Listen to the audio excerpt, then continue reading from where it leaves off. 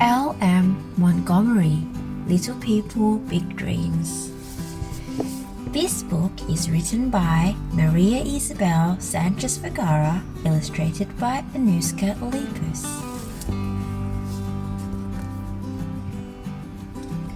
This is a special story of a little girl who loved to read and later on in her life became a famous writer. Let's get right into it and know more about L.M. Montgomery.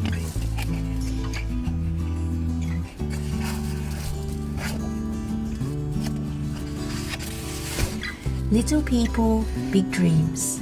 L.M. Montgomery, written by Maria Isabel Sanchez Vergara, illustrated by Anuska Olympus. By Lincoln Children's Books. Little Maud was born on Prince Edward Island in Canada. When she was very small, her mother passed away. Her grandfather, her father, left her in the care of her grandparents and sailed off far away from the little island.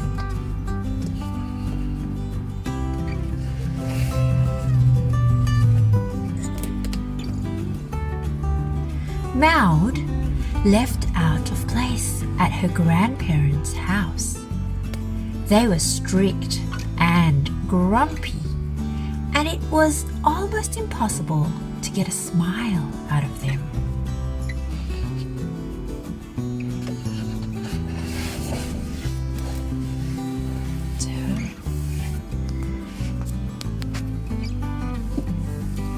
But Maud loved to walk around the island picking berries and naming everything she saw. For her, even apple trees had names, like Little Syrup, Gavin, or Spider.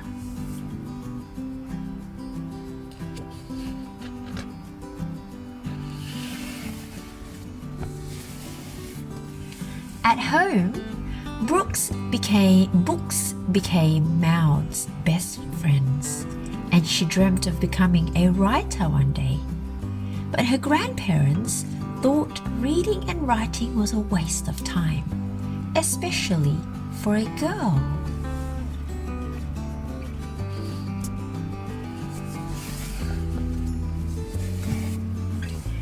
So Maud started writing her own stories and poems in secret, smuggling candles into her room at night. She thought about the friends she'd found on her walks and imagined new worlds for them.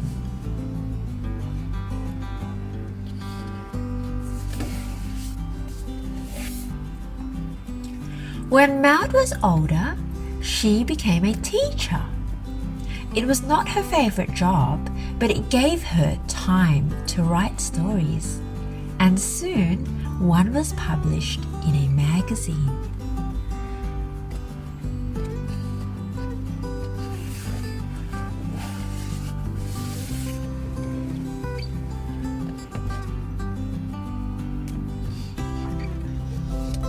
Maud was then offered the chance to work at a newspaper.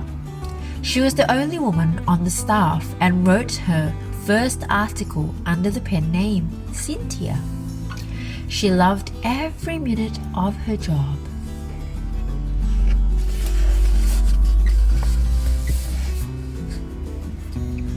But not even 9 months had passed in her new post when her grandfather passed away. Maud had to go back home to take care of her elderly grandmother.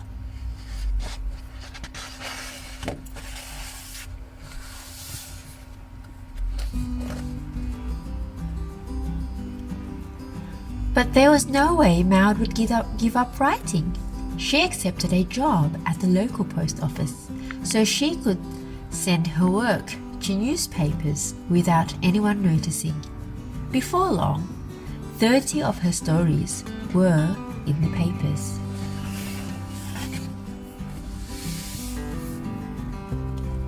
One day, Maud found an old newspaper with an interesting story. It said, "Elderly couple, apple to orphan, asylum for a boy." By mistake, a girl is sent to them. That night, she dreamt of this little girl, who became the star of Maud's next story, Anne of Green Gables. Once it was published, everyone loved the little girl with her freckles and thick red plaits.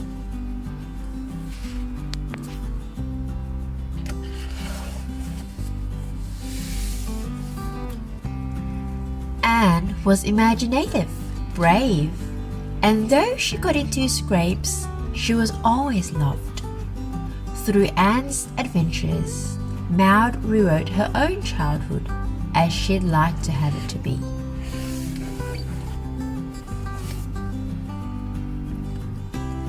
And by telling Anne's story, Maud, the little girl who wasn't allowed to write, became the great author she always dreamt she could be.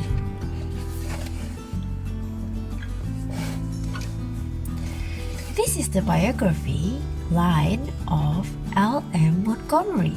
She was born in 1874 and she died in 1942. The first one is a picture of her in 1883. The next one is a lovely picture of her in 1882. And at 1902, this is a picture of Maud. And lastly, this is a picture of her at 1935. Lucy Maud Montgomery was born in a small wooden house on Prince Edward Island in Canada. Although her name is Lucy, she preferred to be called Maud, without the E. When Maud was 1, her mother became ill and passed away. Her father then moved west to the mainland and sent Maud to live with her grandparents. In the north of the island, Maud's childhood was lonely, as her grandparents showed her little affection or attention. So she found solace through books, writing, and her imagination. When she was 9, she started writing poetry and journals. By the time she was a teenager, she was already publishing short stories in newspapers throughout North America. As an adult, Maud moved around, working as a teacher and at a newspaper, but had to return home to care for her grandmother. Then one day, she was inspired by a newspaper story about a couple who adopted a child. They wanted a boy, but was sent a girl instead. Maud wrote a novel based on this idea, calling it Anne of Green Gables. At first, it was rejected by every publisher, so she kept it in a hat box and forgot all about it. Then, 2 years later, she tried again. The book found its home and was published to great success. Everyone fell in love with Anne. Maud had created one of the most charming characters children's literature had ever seen. Maud went on to write 14 novels and became one of the best-loved authors in Canada and all over the world.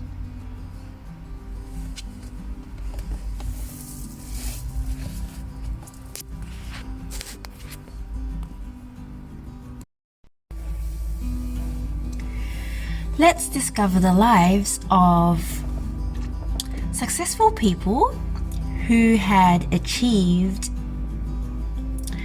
many big dreams through this book of Little People, Big Dreams.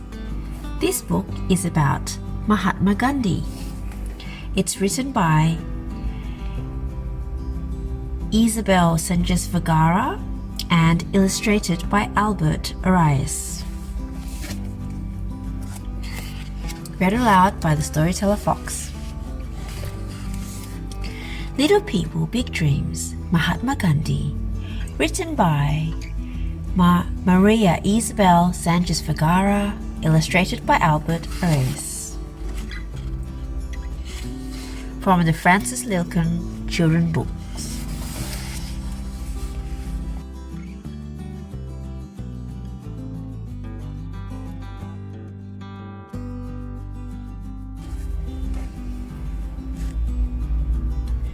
This is the story of a little boy with a very big heart.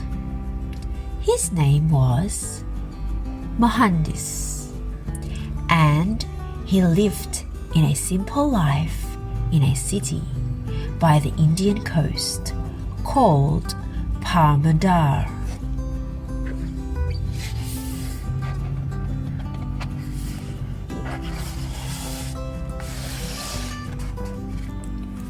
Mohandas learned from his mother to be honest and always tell the truth.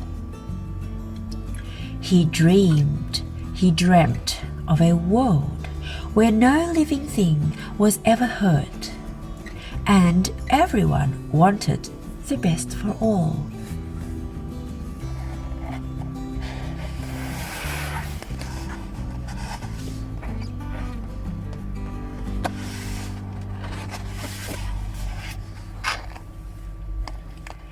When he was 19, Mohandas traveled to London to go to law school. At that time, the British Empire ruled his country of India. Living in London gave him the chance to learn lots of things about English culture.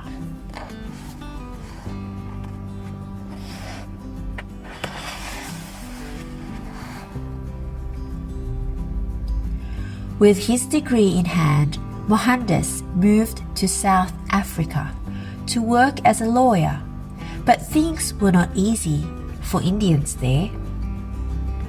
One day, he was thrown out of a train for refusing to leave first class, a carriage that was reserved for white people only.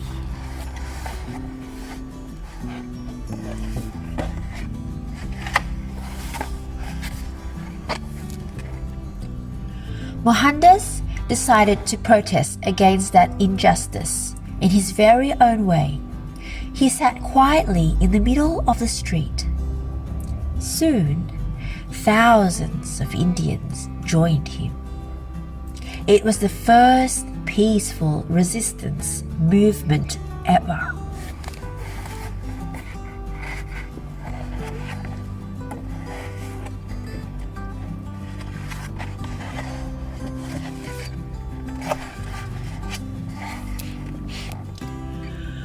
For more than 20 years, Mohandas and his followers kept working to improve the rights of Indians in South Africa.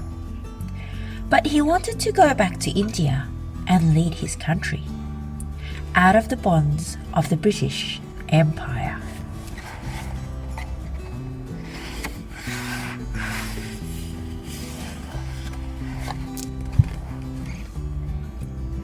Back home, Mohandas took off his expensive British suit and started wearing traditional Indian clothes. It was his way to show support to his people.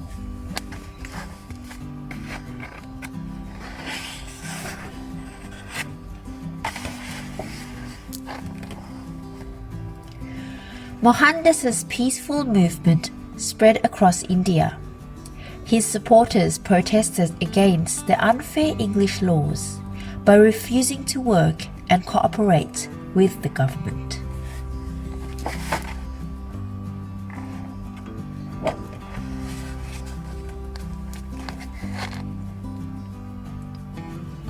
When Britain made salt expensive to buy, Mohandas marched 241 meters to the Indian Ocean in protest.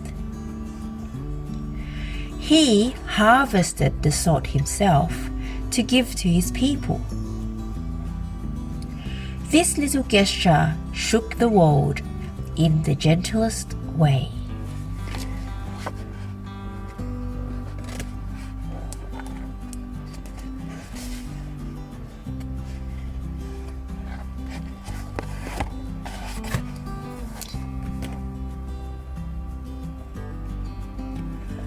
Mohandas was put in jail many times for organizing these protests. Some of the people he loved most in the world died while he was imprisoned. As a way to claim his freedom, Mohandas stopped eating.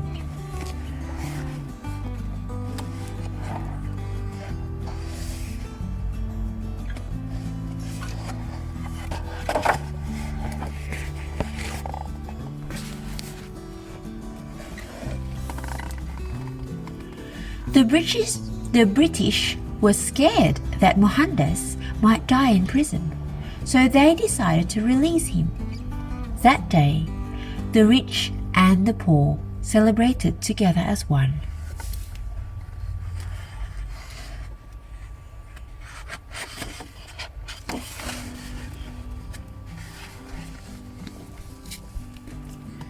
His people called him Mahatma, meaning great soul. He became the father of the Indian nation and one of the most famous leaders for justice and civil rights.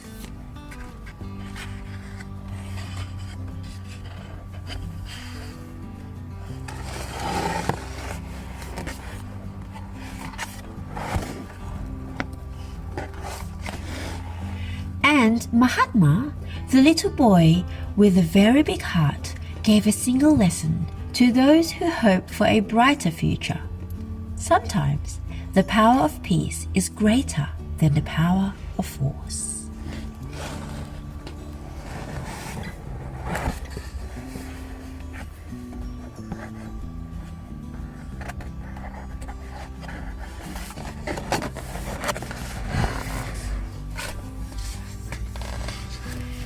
This is the history line of Mahatma Gandhi. He was born in 1869 and he died in 1948. In 1876, this is what Mahatma looked like. And then passing over to 1921, that's another portrait of him. And in 1940, you can see him there. And the last picture was 1947. You can see him with his smile.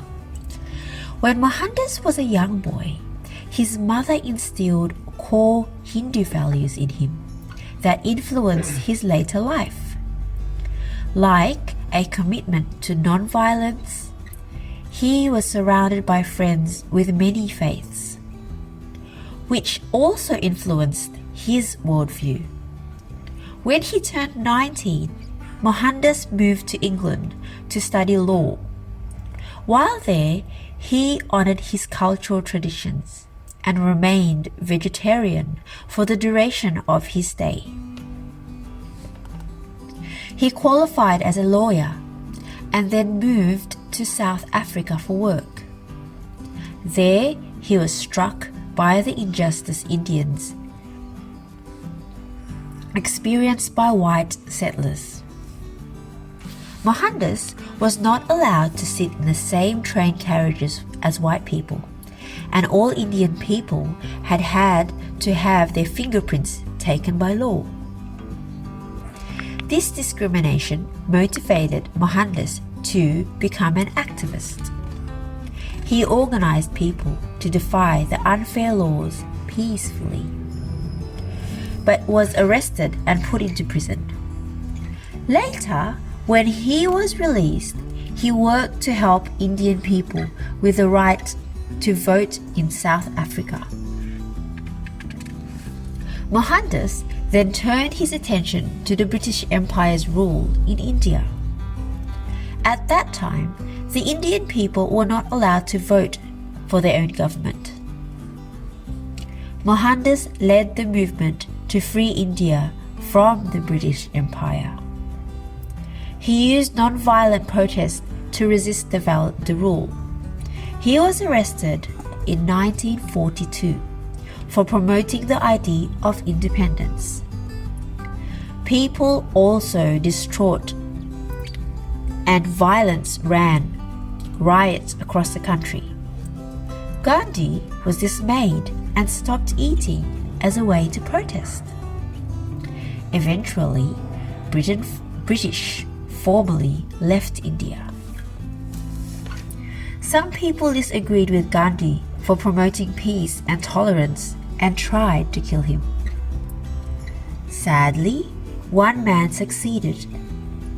Today, Gandhi is remembered as the father of India, a passionate hero who fought for freedom and opposed violence at all costs.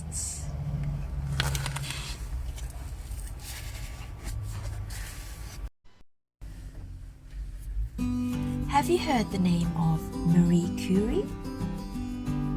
In my hands, I have a story of Marie Curie.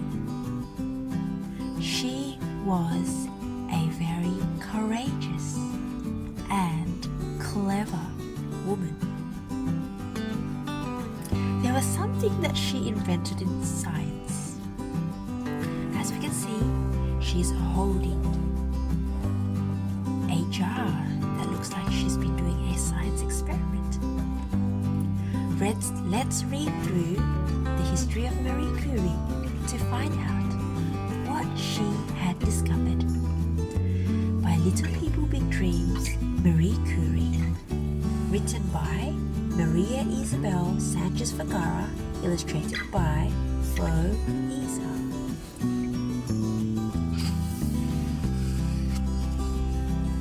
Little People Big Dreams, Marie Curie. Written by Maria Isabel Sanchez Vergara, illustrated by Flo Isa. Translated by Emma Martinez. When Marie was a little girl, she made a vow to herself. She was going to be a scientist, not a princess.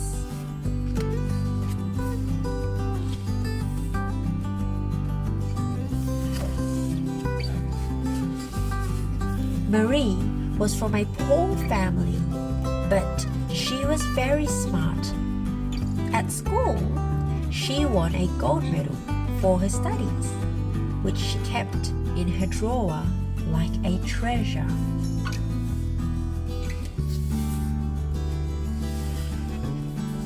That's the medal.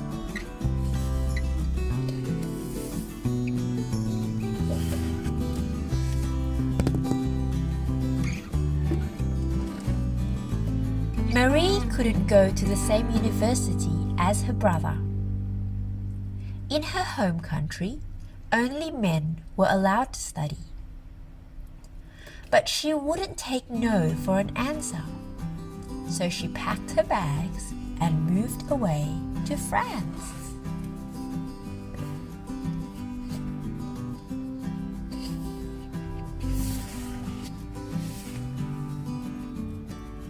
Even though studying in a new language was not easy, Marie soon became the best maths and science student in Paris.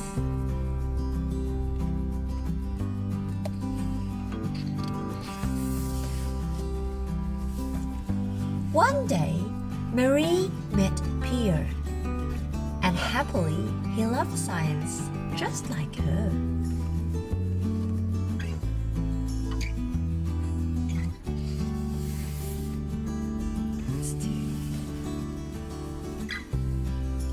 Soon, Pierre and Marie loved each other too. They married and became Madame and Monsieur Curie.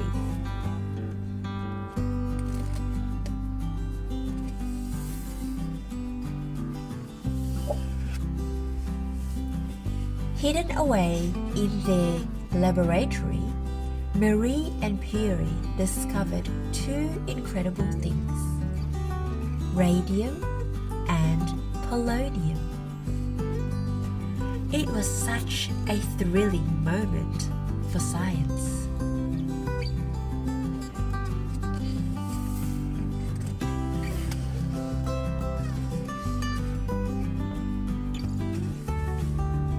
They won a Nobel Prize for their research. Marie became the first woman to receive this honor.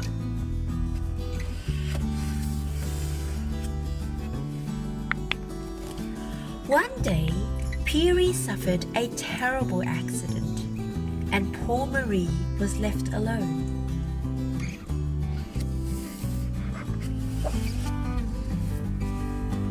Marie wiped her tears away and worked harder than ever.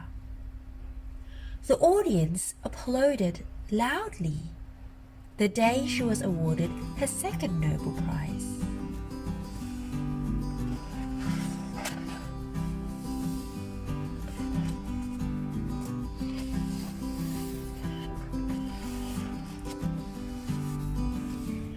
A terrible war broke out.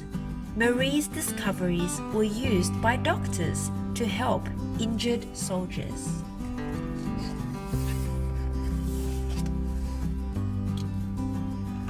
After the war was over, many girls followed in Marie's footsteps, studying at her Parisian institute.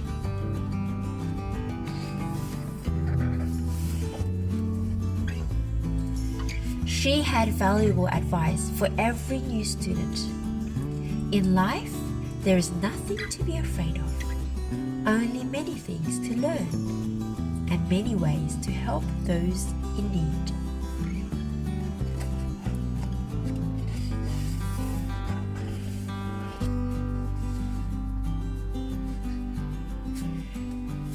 Let's look at the biography of Marie Curie. She was born in 1867 and she died in 1934. This is a picture of her, third from the left, at 1869. Continuing on, that's her and Pierre at 1895. And that is her with a science experiment in 1906. And finally, that's her in 1930.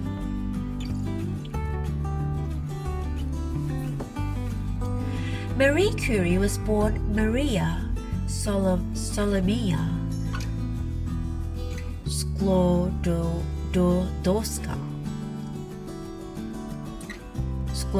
Sklodowska in Warsaw, Poland. She is most famous for winning two Nobel Prizes, one for physics and one for chemistry. She was the first female scientist to win a Nobel Prize, and the only female. So far to win two in different subjects. She was a remarkable child with an incredible love of learning. She overcame the loss of her mother at the age of 10 to become a brilliant student. Despite Maria's talent, she wasn't allowed to go to the same university as her brother because she was a girl. She worked as a teacher and a governess before moving to Paris to study, where she became Marie. It was at this time that she met Pierre Curie. They later married and together made the great scientific discovery of polonium and radium. And in 1903, they won the Nobel Prize for physics. After the sudden loss of Pierre, who was killed in a road accident, Marie threw herself into work. She won a second Nobel Prize, this time for chemistry, founded the Radium Institute at the University of Paris, and developed the use of X-rays to help injured soldiers in the First World War. Marie believed in the beauty of science and that people would use science for good, not evil. She used all all of her skills to search for knowledge, and her discoveries continue to help people with illnesses today.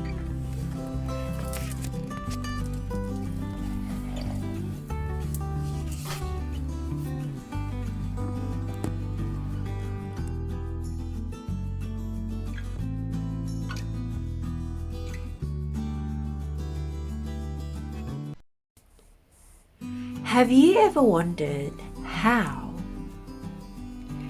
authors and illustrators create their books, and where do they get their inspirations from? Do you ever dream of becoming a writer or an illustrator? Just as this inspiring book has been put into place? Well, today in my hands I have a book about Mary Shelley, and she is a well-known writer. So she's an author of a famous scary storybook called Frankenstein. Let's take a look and see how her journey began, that she became a famous writer. This book is by Little People Big Dreams, and it's written by an author called Maria Isabel Sanchez Vergara, and this book is drawn and illustrated by Yelena Brekenskova. It's read aloud by the storyteller Fox. Little People, Big Dreams, Mary Shelley, written by Maria Isabel Sanchez Vergara, illustrated by Yelena Brekenskova. Baby Mary was the child of two writers, a famous feminist and a well-known philosopher. She was born in London at a time of great change and amazing inventions. But Mary's mother became ill after she was born. The doctors couldn't do anything, and she died when Mary was just 11 days old.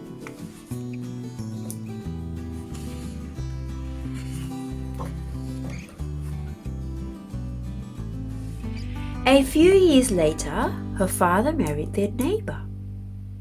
When her new stepmother and children arrived at her house, Mary knew that they would not get along.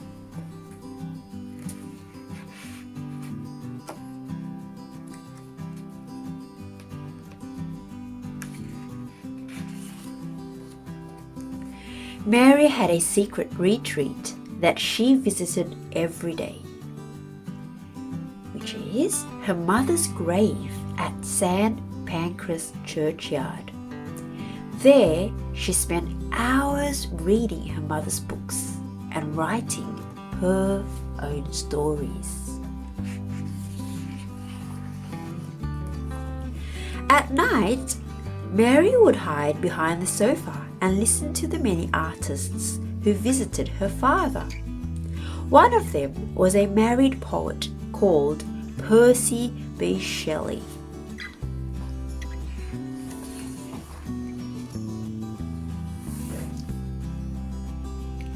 To everyone's surprise, Mary and Percy fell in love and ran away from London.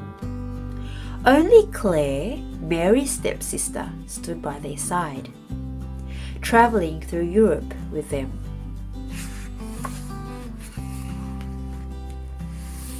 They went to Switzerland, where they visited Lord Byron, a famous poet. It was a rainy summer, and to pass the time, Lord Byron challenged his guests to write a horror story.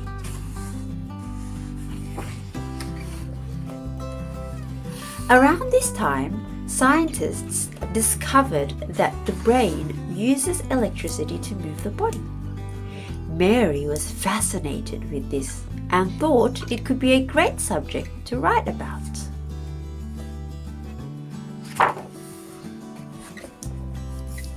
For days, Mary busied herself with the story. One night, a terrifying image appeared in her dream. A creature made of old body parts.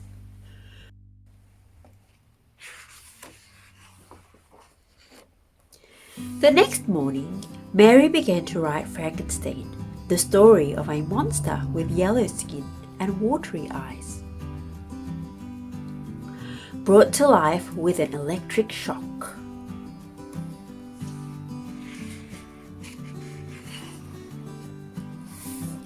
Mary's book became an instant success, but her name was kept secret for 5 years. Many people thought that such a terrifying story could only have been written by a man.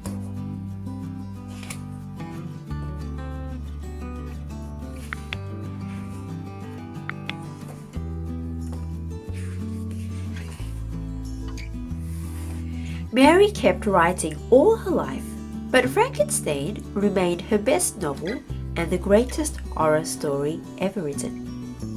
It became a classic, retold over and over again.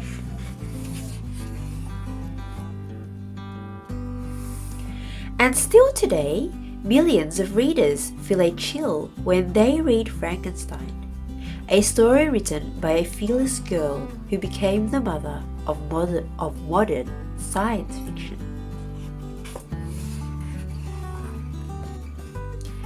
This is the biography of Mary Shelley. So, Mary Shelley was born in 1797 and she died in 1851. This is a picture of her in 1822, followed on with another picture of her in 1830. This is her in 1843 and 1935.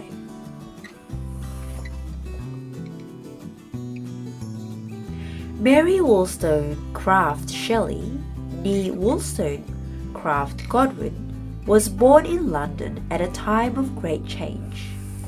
The world was knocking on the door of the Industrial Revolution, a turning point in history, when clothes and goods were no longer made by hand, but by machines. With its many factories and working classes, London was centre stage. Here, under the watchful eye of her eccentric philosopher father, William Godwin, Mary fell in love with books and her mother's writing.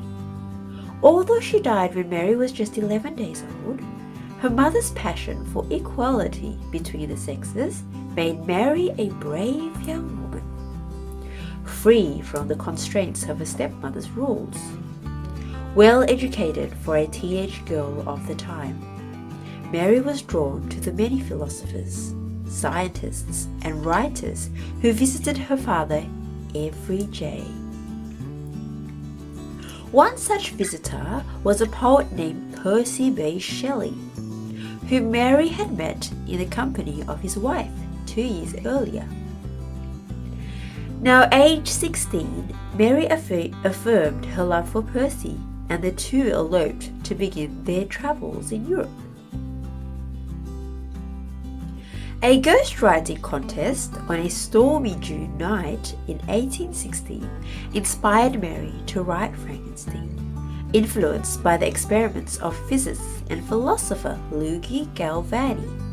Mary's novel weaved together scientific discoveries with a story about the misuse of power. It became an instant classic, a thrilling, scary story. Unlike other books of the time, and just as her mother had done years before, Mary started a revolution of her own. How did you enjoy the story? Wasn't that a very interesting story of a little girl who loved to read and was interested in creating her own novel?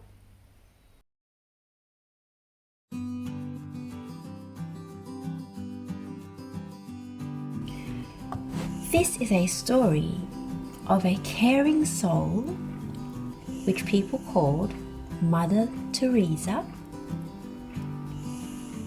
She had so much love that she wanted to help people and help the world. Let's go in through her story of her lifetime.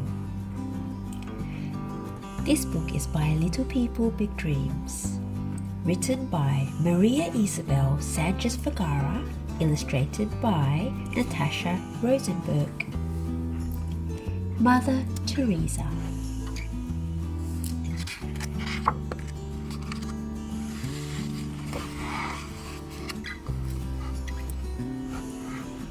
Once there was a little girl who was always willing to give a helping hand.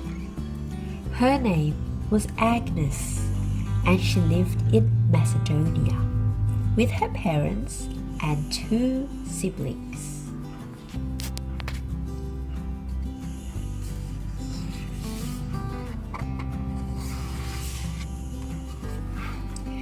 Agnes was raised to love God and love others above all else. Little did she know that in the future she would be known as Saint Teresa of Calcutta.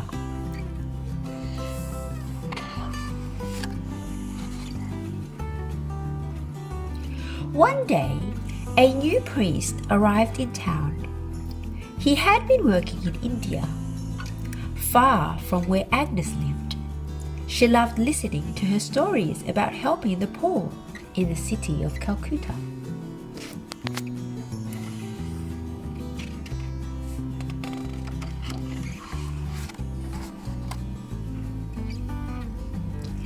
So when she turned 18, Agnes said goodbye to her family and started a long journey. She was determined to become a nun and help people, no matter what.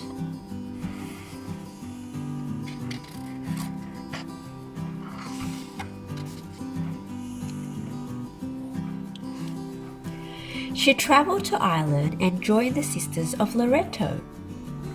Once she had settled at the convent, Agnes asked the nuns to call her Teresa from that day on.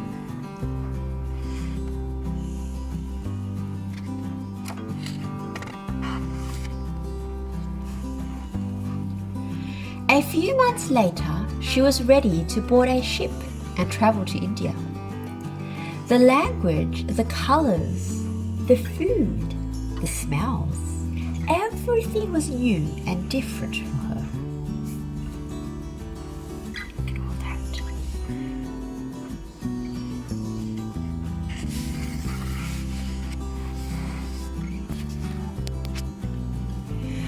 Mother Teresa taught at a school for many years, but she knew there were some people who needed her more than her students, the poorest of the poor.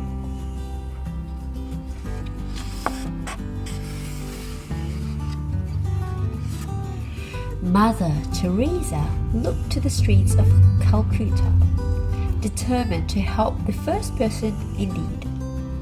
She had hardly taken 3 steps before she stumbled upon a woman who was lying on the ground. Oh, look at that.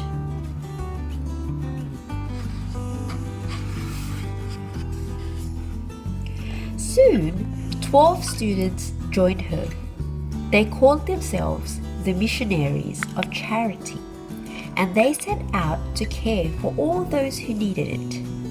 They chose to wear a simple sari.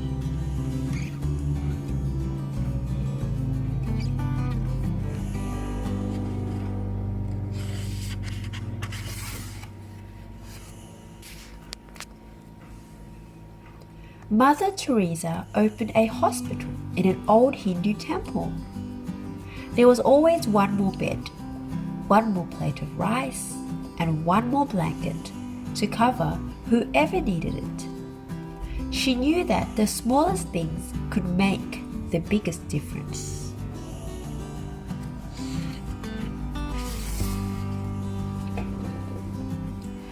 For more than 20 years, she picked up thousands of people from the streets of India.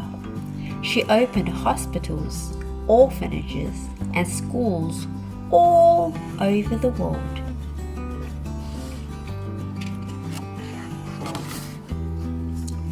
She received all the awards that could be given to a single person, but she only accepted them in the name of the four.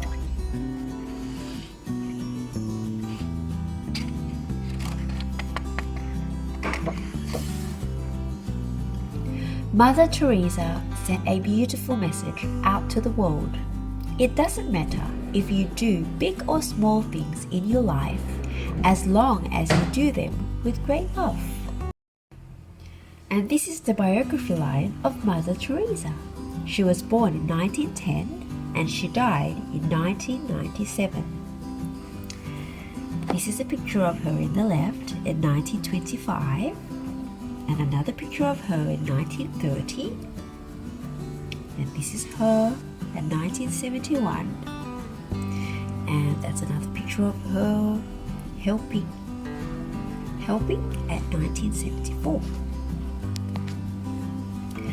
Mother Teresa was born as Agnes Bourgeoisie in the city of Skopje.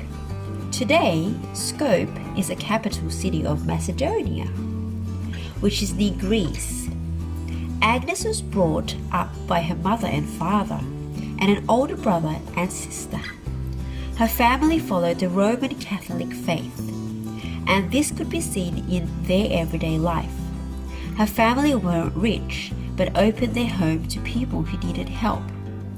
Her mother would provide strangers with hot food and a place to rest. She taught Agnes to see God in the faces of strangers. Agnes then heard the call to dedicate her life to God at the stage of 12. Her mother thought she was too young, but the voice persisted over the next few years. Agnes was fascinated by stories of Catholic missionaries, people who traveled to faraway places to help those in need. At 18, she set off to join a convent in Ireland, taking her vows as Sister Teresa. She traveled to India to teach at a school in Calcutta, where she became Mother Teresa. Mother Teresa was on a train to Darjeeling when she heard the call within the call. She believed God wanted her to help the poor whilst living amongst them.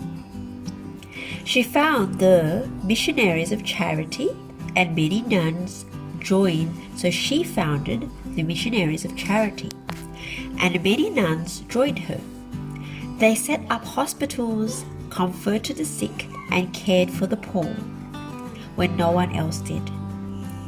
She was awarded the Nobel Peace Prize in 1979 for her work. And after she died, she was awarded a sainthood by Pope Francis in 2015. The missionaries of charity still continue Saint Teresa's work around the world today.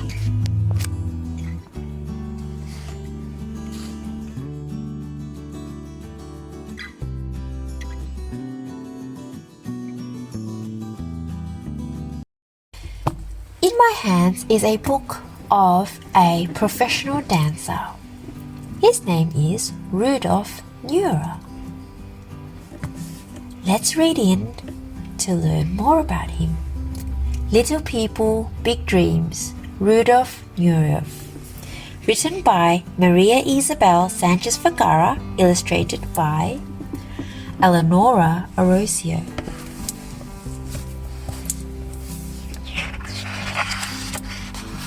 Little People, Big Dreams, Rudolf Nurer. Written by Maria Isabel Sanchez Vergara, illustrated by Eleonora Arosio. In the freezing north of Russia lived a little boy named Rudolph. He preferred to spend hours alone inventing dance steps, then playing hockey with the rest of the children.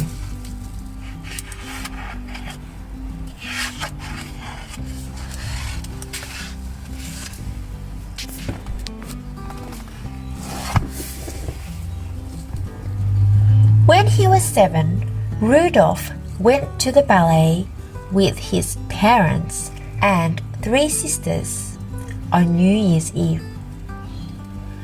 Long before the theatre lights came on, he knew he would live for ballet.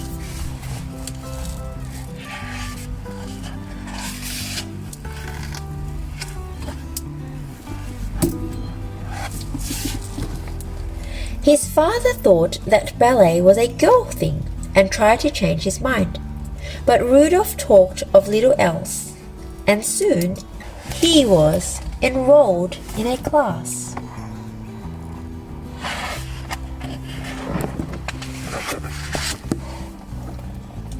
It was not until he was 17 that Rudolph found his way to a professional school.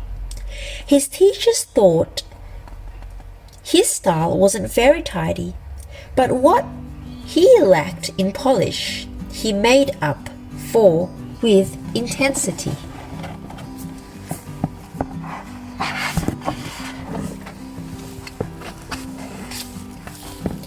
Rudolph would launch himself into fabulous pirouettes, lifting his body higher than any other dancer. Soon, he became one of the leading figures at the famous Kirov Ballet.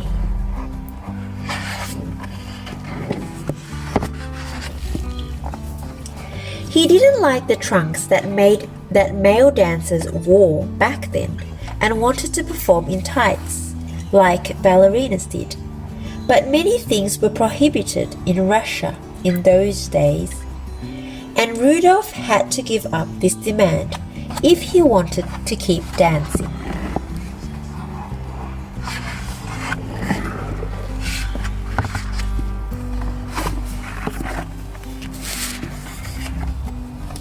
One day, Rudolph's company got permission to visit Paris. When Rudolph finished his performance, he received a standing ovation that lasted longer than the dance itself. And then there were movies, fancy shops, dinner parties.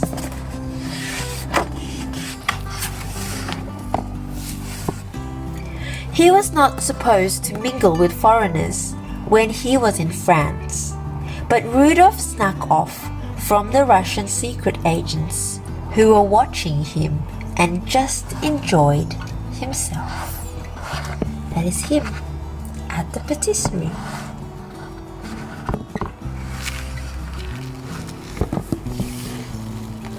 On the day of his departure, Rudolph ran away from his guards and refused to get on the plane back home.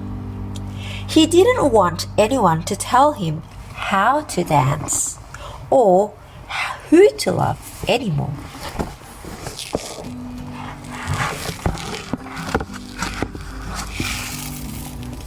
He was left with just a suitcase, but what he carried in his mind was much bigger. Rudolph introduced dancing techniques from the East into the best Western companies.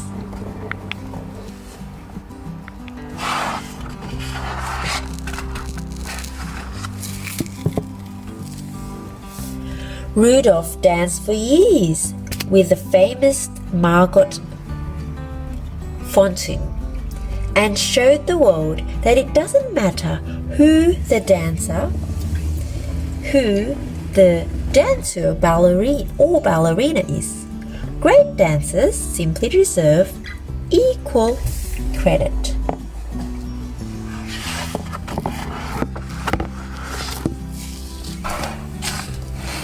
For almost 30 years, he kept electrifying the world, bringing male dancing into the limelight and changing the course of ballet forever.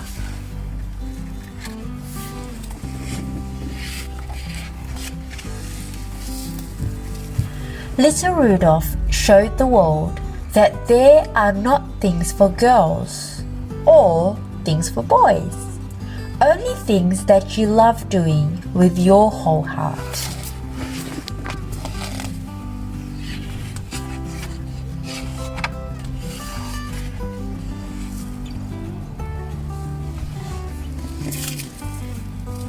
This is the history line of Rudolf Nureyev. He was born in 1938 and he died in 1993. This is a picture of him in 1950 and another one in 1962. That is him in his ballet costume at 1967 and lastly at 1980. Rudolf Nureyev began his life in motion. He was born on a train speeding across Siberia. He spent his early years in Irkutsk, Russia, but his family had to leave when Germany invaded.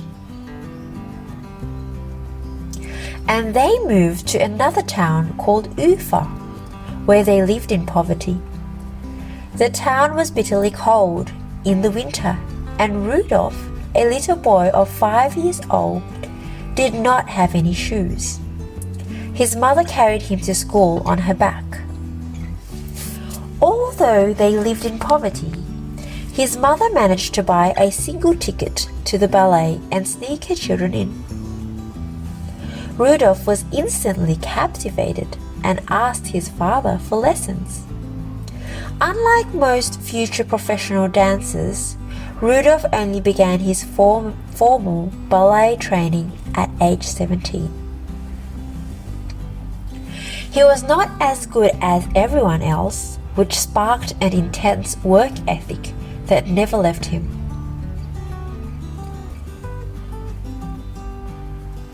Rudolph was accepted into the Cairo Ballet in 1958 and immediately started making a reputation for himself, both good and bad.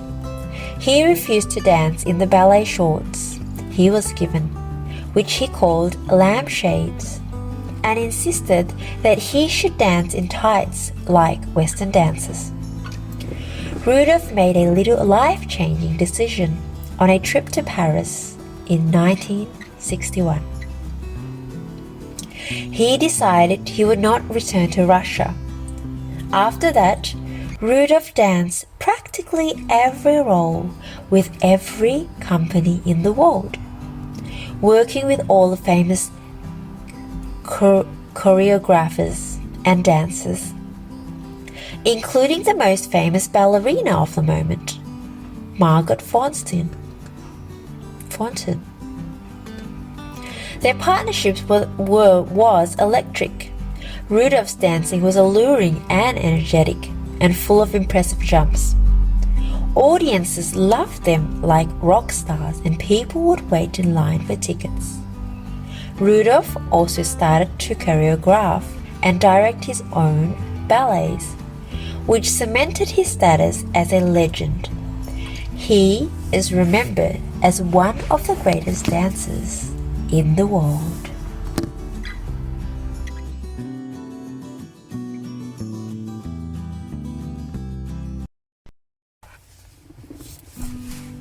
This is a story of a once little girl named Simone de Beauvoir by Little People, Big Dreams. Written by Maria Isabel Sanchez Vergara, illustrated by Christine Rosie.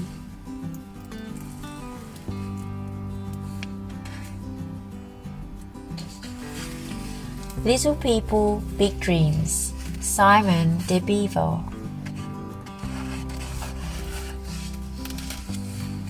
Simone Lucie Ernestine Marie was born into a wealthy family in France. She lived in an elegant house in the city of Paris. with her parents, little sister, and servants.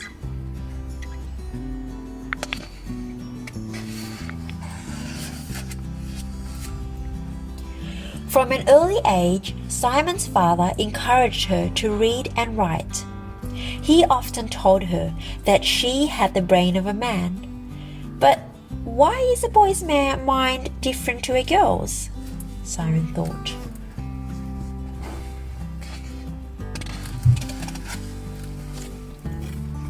Overnight, her family lost their fortune. Her mother took on the housework, while her father did little to help. Simon thought this was unfair. She had become a feminist before the word even existed. Her parents managed to save enough money to send Simon and his sister to a prestigious Catholic school. Her father sent them to study so they could earn a living by themselves without relying on a man for money. But when Simon turned 14, she started to question everything she had ever learned. Some questions were really tricky to answer.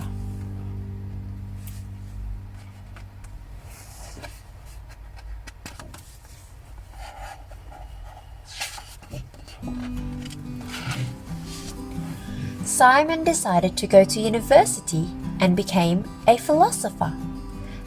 That is, someone who loves finding new ways of thinking. But she wanted to become a writer too. She began a journal and started to write her first stories.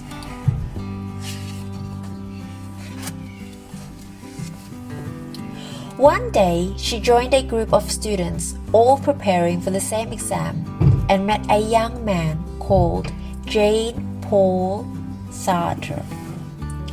He was not just her soulmate, he was her mindmate too.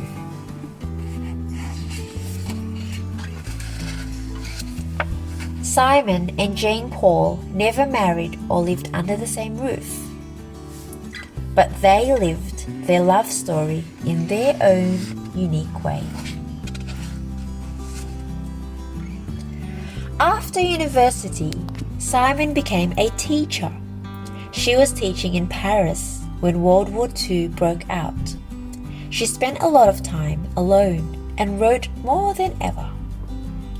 Soon, her first novel was published. It caused a scandal. When it first came out, readers were shocked. Simon was the first person to write about women making their own choices. Over the following years, Simon had many adventures. She wrote books and met other revolutionaries trying to change the world, just like her.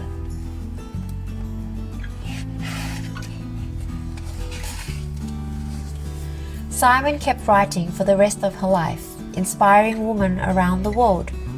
They called her the mother of feminism.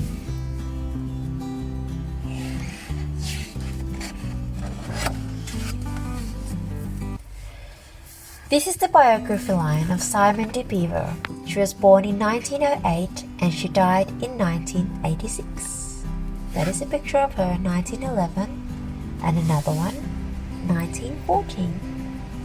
This is her in 1945 and finally her in 1965. Simone de Beauvoir was born in Paris, France, to a wealthy family. Shortly after World War I, her family lost most of their fortune. In spite of this, her parents still sent Simon to a private school. They knew she would have to be well educated in order to earn a living by herself. Young women were expected to get married at that time, and her family didn't have enough money for a dowry. A dowry is an amount of riches that was passed from the bride's family to her husband when they married. So Simon used her freedom from marriage to study subjects that interested her. She went to university and gained a degree in philosophy, and then a higher degree on top of that. At age 21, she became the youngest person to pass one of the most prestigious philosophy exams in France. While studying, she met Jean-Paul Sartre, a like-minded thinker, and the man who would become her life partner. Together, they shared ideas and supported each other. Simon went on to write many texts, both fiction and non-fiction. She said in her most famous book,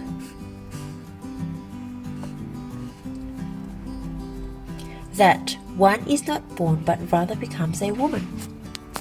Simon showed that as we grow up, we learn behaviors and ways of thinking that can create inequality between man and woman. The book was revolutionary, and it introduced the idea that we all have choices to make about how we live our lives.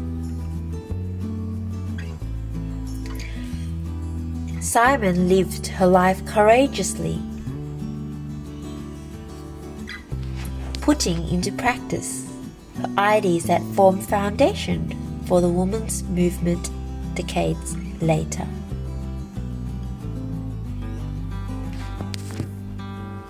And that is the story of her, Simon de Beauvoir.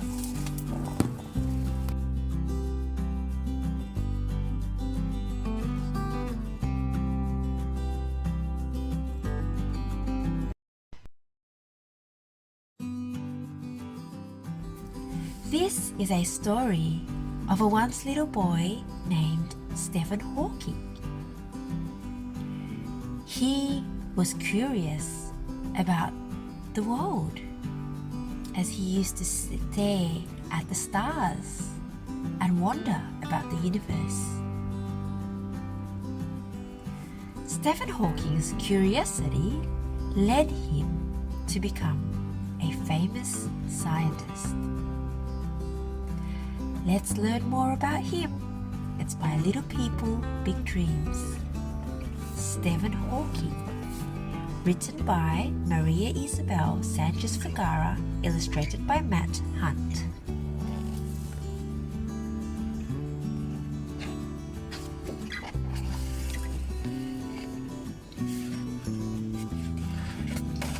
Little People, Big Dreams. Stephen Hawking. Written by Maria Isabel Sanchez Vergara, illustrated by Matt Hunt. By Francis Lincomb Children's Books.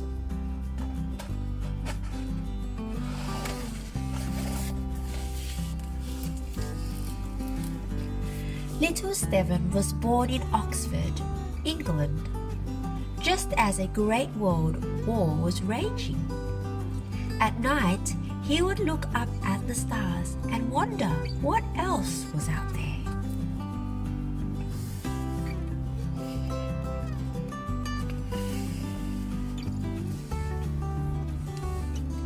His parents loved science, as did Stephen and his 3 siblings. They all ate dinner with a knife, a fork, and the company of a good book.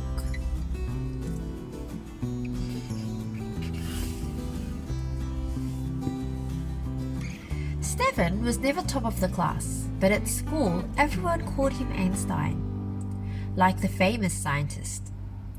One day he built a computer from clock parts and an old telephone.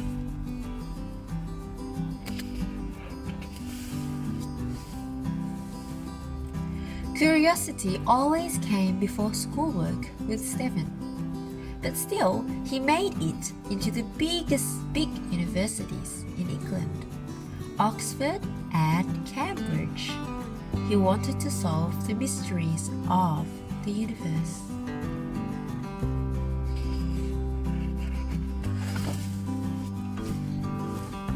Stephen was busy enjoying himself studying cosmology when suddenly he started dropping things and tripping over for no reason.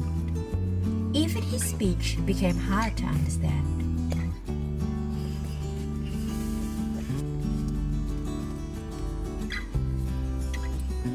Doctors told him that a rare disease was paralyzing his body and he had only 2 more years to live. Stephen felt like the whole universe was falling down around him.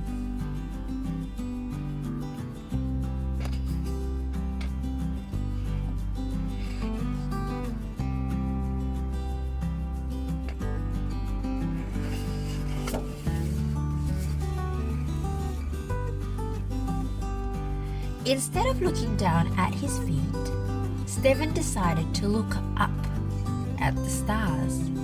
Maybe he couldn't control his body, but in order to study the universe, all he needed was his mind.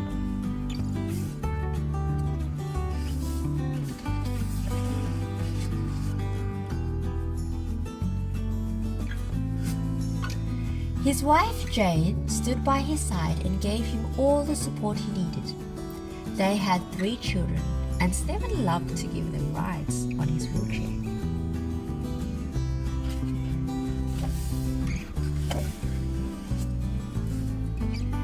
Stephen turned his attention to black holes, some of the strangest and most powerful objects in the galaxy.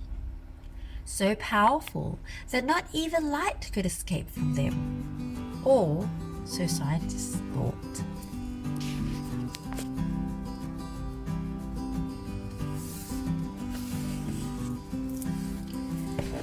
But Stephen proved that black holes were not so black after all.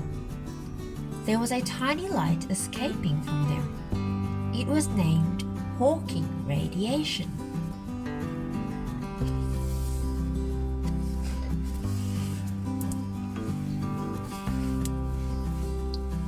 By this time, Stephen had lost his voice and found a new one with a robotic drawl.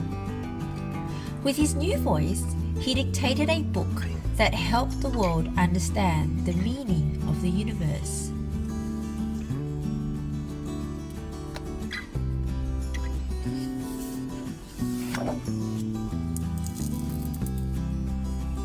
Stephen believed that one day humans would cross galaxies to live on faraway planets. He celebrated his 65th birthday by taking a zero-gravity ride with a team of astronauts, leaving his wheelchair for the first time in 40 years.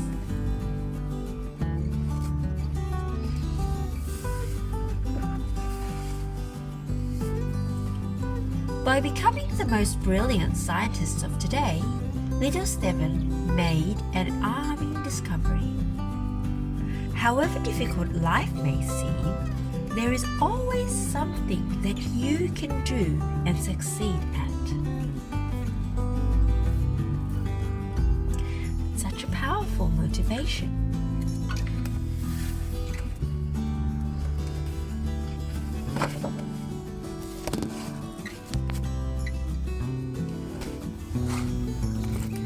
This is the biography line of Stephen Hawking. So he was born in 1942 and he died in 2018. This is a picture of him when he was small in 1944. And another picture of him, it looks like he's on a boat and fishing at 1954. Then at 1962, this is a picture of Stephen Hawking.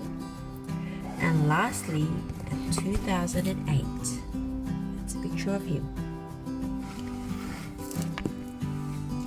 Stephen Hawking was born on 8th January 1942, exactly 300 years after the death of the astronomer Galileo. Stephen had an eccentric upbringing in a household of thinkers. Their family car was an old London taxi. His parents kept bees in the basement, and they made fireworks in the greenhouse. From an early age, Stephen used to lie out in the garden, stare up at the stars, and wonder how the universe worked. But at school, he was not an exceptional student. He was always more curious about activities outside of class, like making computers and solving his own equations. Despite this, Stephen's brilliant mind took him to Oxford University to study physics. Aged 17, it was during his time at Oxford that Stephen started to become clumsy. He didn't think about it too much and carried on studying, eventually graduating with a first-class degree.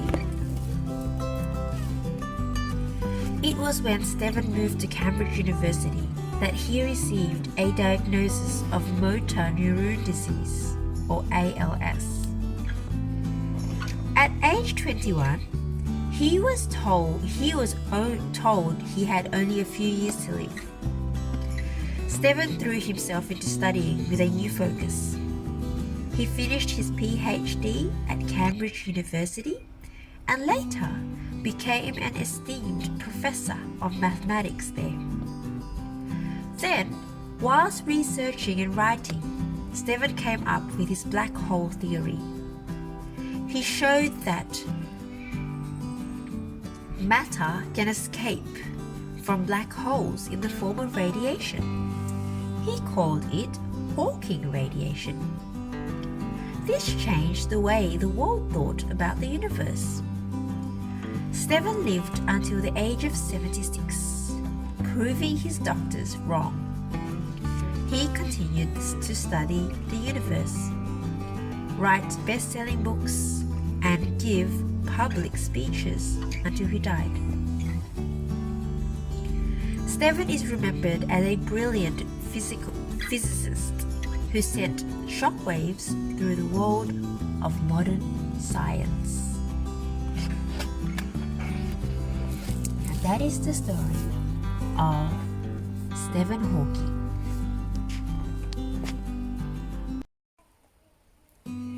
Have you ever seen any beautiful tall buildings around your city or in your area? The ones with different designs and even the ones that look very new with the architectural design in them? Do you know who designed those buildings? A person who designs buildings is called an architect. And an architect uses various of skills, such as the designing skills, and also they combine it, the magnificent masterpiece, they combine it with their mathematics and computer skills to create such a beautiful building. And in this story, from Little People Big Dreams, it is a story of a girl named Zaha Hadid. We can see here that there is a ruler here, and she's holding a model design of a building in her hands. This little girl was from Baghdad, and she started off with her dream. Let's read together to see how she became a famous architect. Little People Big Dreams, Zaha Hadid, written by Maria Isabel Sanchez Vergara, illustrated by Asen Amar.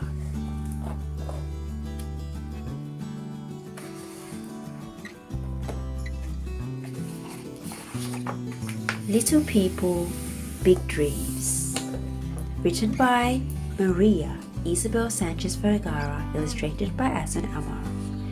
Zaha Hadid.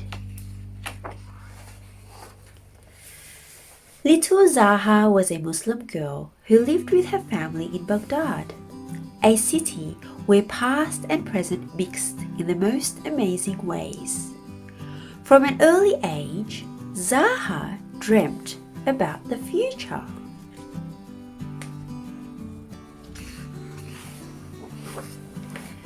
Zaha had her own taste and liked doing things her way. When she was 7, she started designing clothes. And soon, she was working on bedroom furniture. Zaha attended a prestigious Catholic school where children of all religions were welcome. Her favorite classes were maths and art.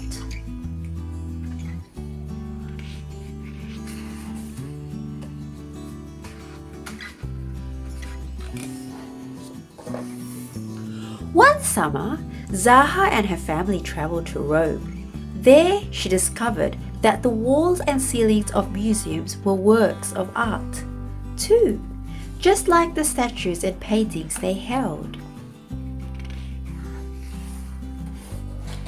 When she was old enough, Zaha went to boarding school in Switzerland where everyone learned to ski. But she preferred to stay in her room, drawing floating spaces that no one had ever seen before. At university, she studied maths and then moved to London to master in architecture, where everyone found her quite unusual. Zaha's ideas were new and she amazed her teachers with building designs that were not squares or rectangles, but curved shapes.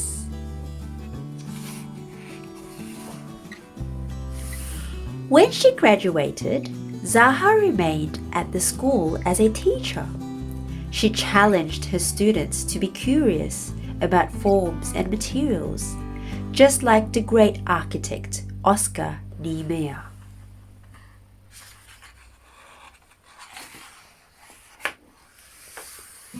She had to wait 10 long years until the first of her buildings was completed.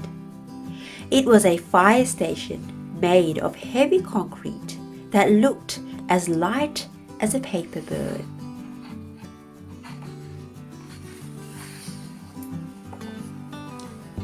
Zaha experimented with forms, designing buildings that looked like giant waves cresting on a shore made of concrete. She convinced the best engineers to challenge machinery and build what was thought to be unbuildable. From Beirut to Beijing, Zaha's curvy buildings changed the skylines of cities forever, creating her own map of what the future might look like. She was never afraid of using computer programs and technologies that no one had dared to use before.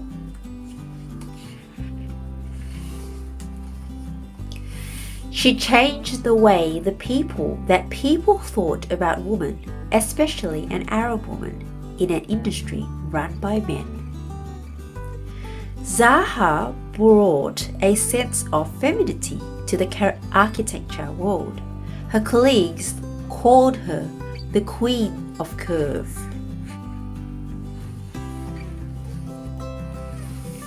Zaha made it to the cover of magazines as the rock star of architecture. She was the first woman and the first Muslim to be awarded the Pritzker Prize, architecture's highest honor.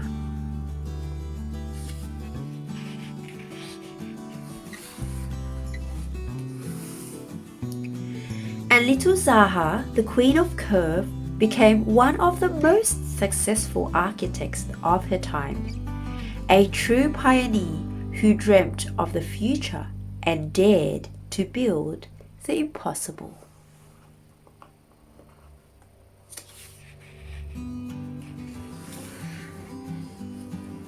This is the biography of Zaha Hadid.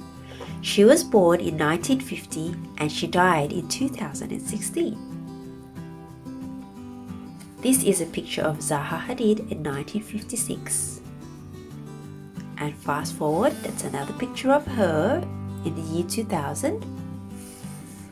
And that's Zaha in 2013. And that's Zaha Hadid again in 2015.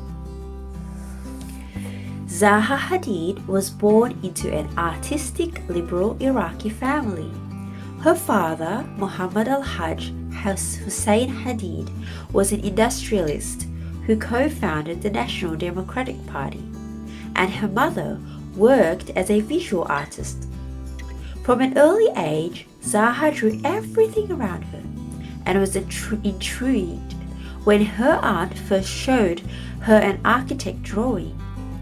When she was just 6, Zaha's international schooling meant that she was always thinking about the shape of global cities, from Beirut to Zurich, and finally London. During her postgraduate studies, she collaborated with greats such as Rem Koolhaas, who spotted that she was a planet in her own orbit, and soon made her a partner at his practice in Amsterdam. In 1980, she opened her own practice, Zaha Hadid Architects, in London. There, she gained international recognition with work that challenged how buildings were made. She wanted them to look like they were moving and alive. In 1993, this vision was realized when the Vitra fire station opened. Over the next 20 years, her signature curve came to life around the world as she used the power of computers to build the impossible, creating structures such as the London Aquatic Centre, the Guangzhou Opera House, or the Haider Aliyev Centre in Baku, Azerbaijan. Zaha's personality was just as dramatic as her designs. She brought her outsider status to a profession dominated by European men, and showed her architecture peers that the world is not a rectangle. Winner of multiple prizes, including the Pritzker Prize, Zaha is remembered today as a passionate feminist and trailblazer for women in architecture.